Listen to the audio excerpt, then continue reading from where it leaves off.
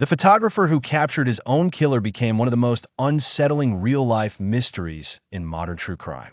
It began with a quiet man named Alex, a freelance photographer known for documenting abandoned places and forgotten towns.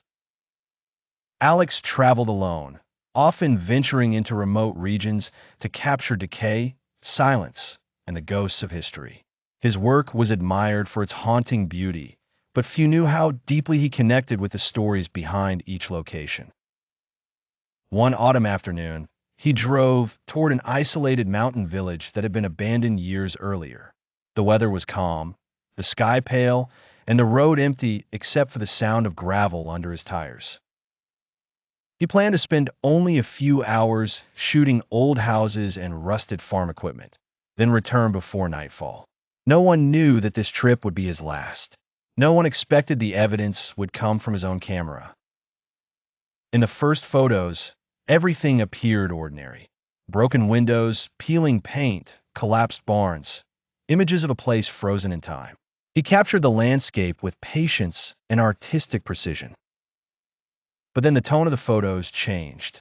In the next set, something moved in the background, blurred, distant, watching. A human figure standing near an old well. Alex did not notice the presence at first. He continued taking pictures, adjusting angles, moving closer to structures. But the figure appeared again in later shots, closer each time, always just behind him. Investigators later counted 12 images showing the man approaching slowly. The stranger's posture was calm, silent, like a shadow learning how to breathe. Alex took a final photograph inside the frame of a broken door. In that image, the stranger was no longer behind him. He was directly in front of him, face visible, eyes locked, expression cold and deliberate. The camera dropped seconds later. The rest of the memory card was empty. Authorities believe that was the moment Alex realized he was not alone and danger had already reached him. When he failed to return home that night, his family reported him missing. Rescue teams searched for days before they discovered his car parked on the roadside near the abandoned village. The camera was found inside, with the last photo still displayed on screen. But Alex was not there.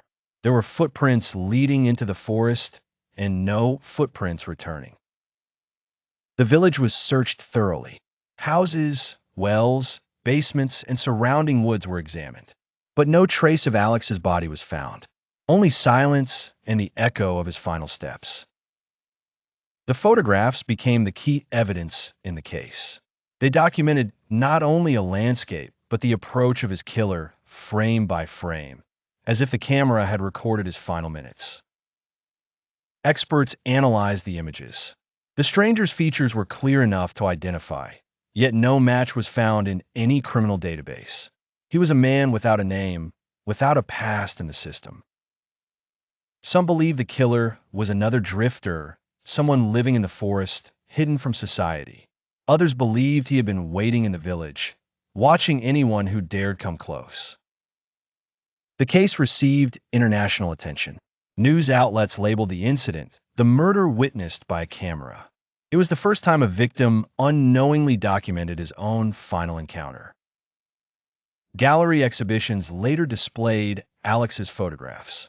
Viewers described an uncomfortable tension, a feeling that the images carried a presence that still lingered in the air.